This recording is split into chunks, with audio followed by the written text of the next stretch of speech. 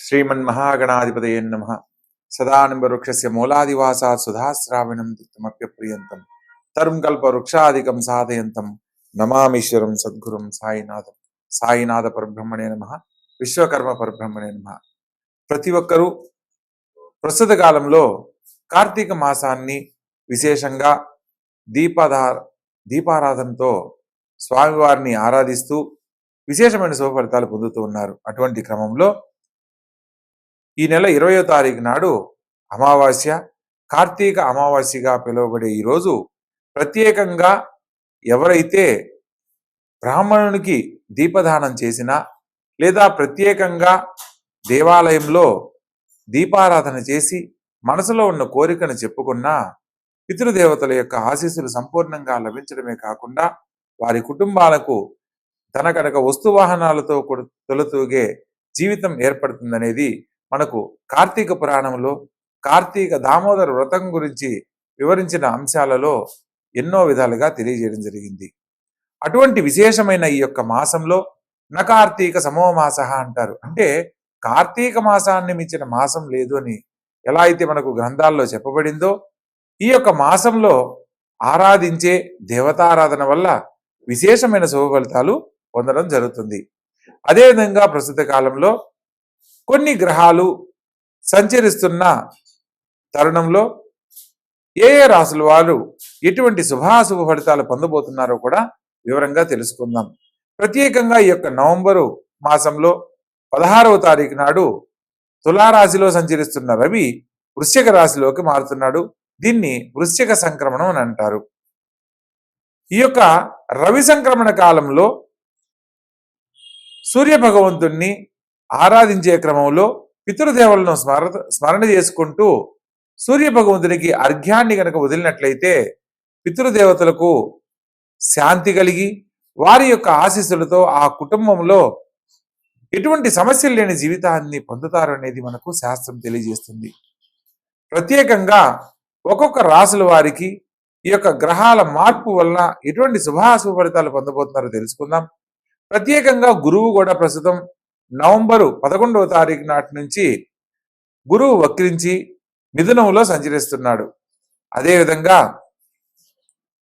బుధుడు నవంబర్ 23న వక్రించి తులారాశిలో సంచరిస్తూ, నవంబర్ 26న తులారాశిలో సంచరిస్తున్న శుక్రుడు వృశ్చిక రాశిలో సంచరించబోతున్నాడు.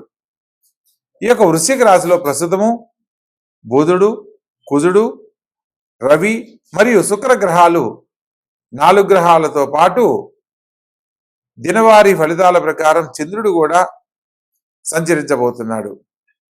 ఈ యొక్క వృశ్చిక రాశిలో 5 గ్రహాలు సంచరిస్తున్న క్రమంలో పంచగ్రహ కూటమిగా మనం భావించి ఒక్కొక్క రాశుల వాళ్ళు ఎటువంటి శుభాశుభ ఫలితాలు పొందబోతున్నారు, కొన్ని గ్రహాల వక్రగమనం వల్ల ఏ ఏ పరిహారాల వల్ల సత్ఫలితాలు పొందడానికి అవకాశం ఉందో వివరంగా తెలుసుకుందాం.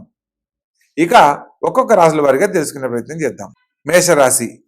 ఈ యొక్క మేషరాశి జాతకులు కనుక మనం పరిశీలించినట్లయితే చతుర్థ స్థానంలో సంచరిస్తున్న భాగ్య విహాధిపతి అయిన గురువు చతుర్థం నుంచి తృతీయంలోకి మారబోతున్నాడు. ఇక్కడ వంశపారంపర్యంగా తోడబుట్టిన వారి వల్ల ఏదైనా సమస్యలు కనుక ఉంటే ఆ సమస్యలు కొలికి వస్తాయి. సోదరుల యొక్క సలహా మేరకు భవిష్యత్తుకు సంబంధించి తీసుకునే ప్రతి నిర్ణయంలో కూడా మీరు చక్కని శుభ ఫలితాలు పొందుతారనేది తెలుసుకోవచ్చు. అదేవిధంగా ఎప్పటి నుంచో పరిష్కారం కాని సమస్యలు కూడా ఈ సమయంలో పరిష్కరించబడతాయి. కోర్టు ద్వారా సమస్యలతో ఇబ్బంది పడుతున్న వారికి కోర్టు సమస్యల నుంచి విముక్తి కలుగుతుంది. రావాల్సిన స్థిరాస్తుల విషయాలలో సకల శుభాలు పొందడానికి ఇది అత్యుత్తమమైన కాలంగా చెప్పడం జరుగుతుంది. అదేవిధంగా పంచమ స్థానంలో కేతువు మరియు చంద్రగ్రహ సంచారం జరుగుతుంది. ప్రారంభ కాలంలో ఈ యొక్క పంచమంలో కేతు ఉండడం వల్ల ఈ మేషరాశిలో పుట్టిన జాతకులు ప్రత్యేకంగా స్త్రీలకు ఆరోగ్య విషయంలో ఒకటి జాగ్రత్తలు పాటించాలి.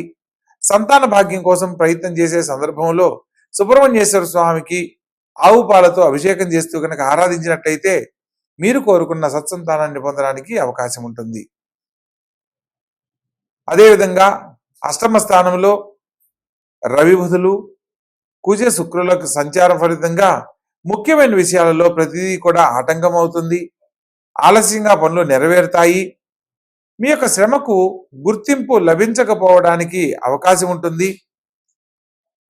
ప్రత్యేకంగా అష్టమ స్థానాన్ని ఆయుస్థానం అంటారు కాబట్టి ఈ స్థానంలో శుక్రగ్రహ సంచారం చేత స్త్రీలకు సంబంధించిన అనారోగ్య సమస్యలు కొంత ఇబ్బంది పెట్టడానికి అవకాశం ఉంటుంది. ఋతు సంబంధమైన దోషాలు ఎదుర్కొంటారు. ప్రత్యేకంగా దైవబలంతో మాత్రమే ఈ రాశి వాళ్ళు అనుకున్న గొప్ప జీవితాన్ని పొందుతారనేది మన శాస్త్ర ప్రకారం తెలుసుకోవచ్చు. అదేవిధంగా బంధువర్గ రీత్యా మీ యొక్క వ్యక్తిగత విషయాలను ఎవరితో చర్చనీయాంశం కాకూడదన్న విషయాన్ని తెలుసుకోవాలి. లాభస్థానంలో రాహుగ్రహ సంచారం చేత ఎన్ని రకాల పనులకు ఆటంకం అయినప్పటికీ కూడా భగవద్ అనుగ్రహంతో మీరు నమ్మిన విధానాన్ని బట్టి భగవంతుడు సంపూర్ణమైన పరిపూర్ణత్వాన్ని, ఏ పని అనుకున్నా ఆ పనిలో కార్యజయాన్ని కల్పించేందుకు అధిష్టాన దేవుడు కాబట్టి ఈశ్వరుణ్ణి ఆరాధించే విధానాన్ని అనుసరించండి. తప్పకుండా శుభఫలితాలు పొందే అవకాశం వస్తుంది. మీరు కోరుకున్న గొప్ప జీవితంలో స్థిరపడవచ్చు.